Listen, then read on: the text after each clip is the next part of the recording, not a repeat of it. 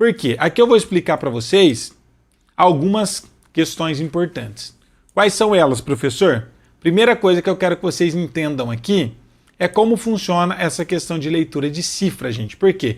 Poucas pessoas sabem exatamente o que significa aquelas letras. Então vou começar aqui do simples para a gente conseguir estar tocando o hino mesmo para quem nunca relou a mão no contrabaixo. Cifra é uma linguagem que é a mais rápida que a gente tem para poder estar desenvolvendo no contrabaixo e conseguindo tocar e acompanhar os hinos. Primeira coisa, a cifra vem do alfabeto grego, que é muito parecido com o nosso alfabeto, que é o A, B, C, D, E, F, G, que são as letras que a gente utiliza. O A vai ser a nota Lá, tá bom? O B vai ser a nota Si. Depois a gente vai ter a nota C, que vai ser o Dó, o D, que vai ser o Ré, o E, que vai ser o Mi, o F, que vai ser o Fá, e o G, que vai ser o Sol. Beleza. Isso daqui vocês precisam decorar, porque normalmente, lendo cifra, só vai aparecer exatamente uma letra e você tem que decodificar e entender exatamente o que é cada uma dessas letras, o que representa. Outra coisa importante vocês entender, o que é maior do que é menor. Se uma letra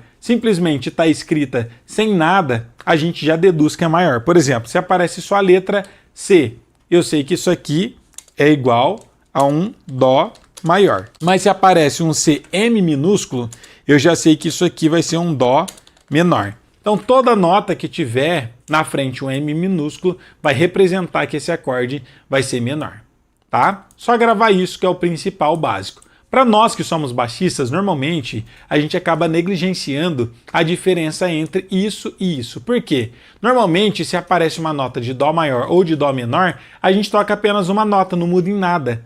Na prática não muda nada, mas se você vai aprofundar um pouco mais depois para conseguir estar tocando acordes, fazendo frases, caminhos de baixo, isso aqui é essencial. Por isso que eu já estou trazendo a base para você aprender do jeito certo, para você não ter dificuldade depois, posteriormente, quando for tocar.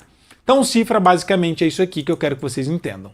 Agora, qual que é o grande problema? Normalmente, muitos de vocês, quando inicia os estudos na música, pelo fato de ainda não ter uma base prévia antes, não conhecer muito bem as notas, qual é o grande problema? Quando você tenta tocar algum hino, você não sabe escolher qual hino é mais didático para você estudar. Aí muita gente escolhe o hino que acha bonito. Você não deve estudar o que você acha bonito. Você deve estudar o que realmente vai te trazer conhecimento e que está no seu nível para você conseguir estar se desenvolvendo. Só que poucas pessoas entendem sobre isso. Quer ver um exemplo? Tem gente que quer tocar um hino. Vou dar um exemplo desse hino aqui que eu gosto muito. A Sua Graça Me Basta. Muita gente chega e fala, professor, quero aprender a tocar baixo. Ou então, você nem sabe ou não tem noção ainda da dificuldade ou facilidade de um hino e fala, vou tocar o hino Sua Graça Me Basta. Se você é iniciante, vai ser um hino muito difícil, porque olha a quantidade de acordes que vai ter. Ó. Primeiro, o hino ele vai ser desse jeito. Quantos acordes diferentes a gente tem? Ó? 1,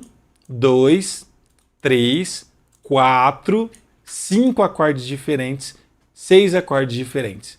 Para quem está começando, isso aqui é um grande desafio. Por quê? É um hino que já tem 6 notas diferentes. Se você está começando e ainda tem dificuldade em achar cada uma delas, fazer o ritmo no contrabaixo, qual vai ser o grande problema? Você não vai conseguir ter resultado, vai demorar muito para conseguir tocar um hino como esse, e até você conseguir montar um repertório para estar tocando, já mudou o repertório da sua igreja e muita gente acaba desistindo. Por quê? Porque você está estudando da pior forma possível. Se eu pego um hino desse, por exemplo, que eu acabei de mostrar para vocês, que tem 6 acordes, e tento restringir, simplificar esse hino com menos nota, vai ficar muito estranho, gente. Por que vai ficar muito estranho? Porque você já conhece a versão dele original, oficial. Agora, aí entra a vantagem dos lindos hinos da harpa cristã.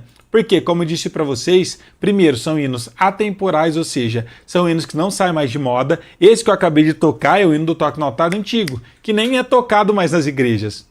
Já faz muitos anos, já deve ter uns 10 anos esse hino, ou talvez mais, que foi criado. Ninguém toca mais esses hinos. Mas se eu falar de um hino da harpa cristã popular conhecido, são hinos que têm 80 anos atrás e até hoje é cantado. Quer ver um exemplo? Se eu tocar aqui e cantar o hino Foi na Cruz. Ó, consegue, eu andei, foi na cruz onde um dia eu vi. Todo mundo conhece. Aí você deve estar se perguntando, mas esse hino tem pelo menos 10 anos, professor, do Foi na Cruz? Gente, tem mais de 80 anos. e até hoje são tocados. Então a primeira vantagem dos lindos hinos da harpa cristã é que eles são atemporais. Eles já são tocados e cantados há muitos anos e vão continuar sendo tocados e cantados por mais muitos anos pela frente. Então essa é a primeira vantagem. A segunda vantagem é que não existe uma gravação pré-estipulada. Então é mais fácil eu manipular esse hino e de conseguir estar simplificando ele e restringindo a quantidade de acordes sem descaracterizar esse hino, diferente do hino avulso, igual eu acabei de dar o exemplo do hino Sua Graça Me Basta.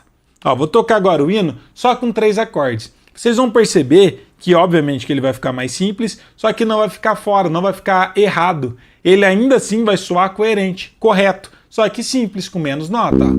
Ó, quão cego eu andei, só 3 notas. E perdido vaguei, longe, longe do meu Salvador.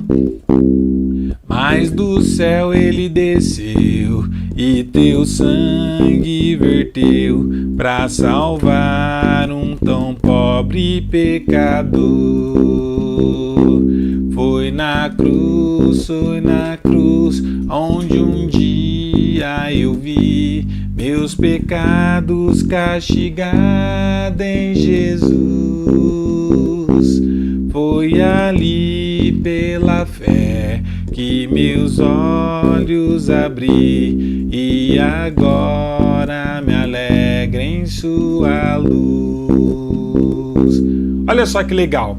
Qual a grande vantagem de eu ser capaz de tocar um hino apenas com 3 acordes? Que fica muito mais fácil e muito mais didático. Então, para você que está começando a aprender a tocar contrabaixo, para você ter resultados rápidos, você não deve estar começando tocando hinos que tem 6 acordes, que tem 8, que tem 10 acordes. E sim, hinos que tem o mínimo possível de acordes. Então, quanto menos notas tem, mais simples se torna e mais rápido é o seu resultado.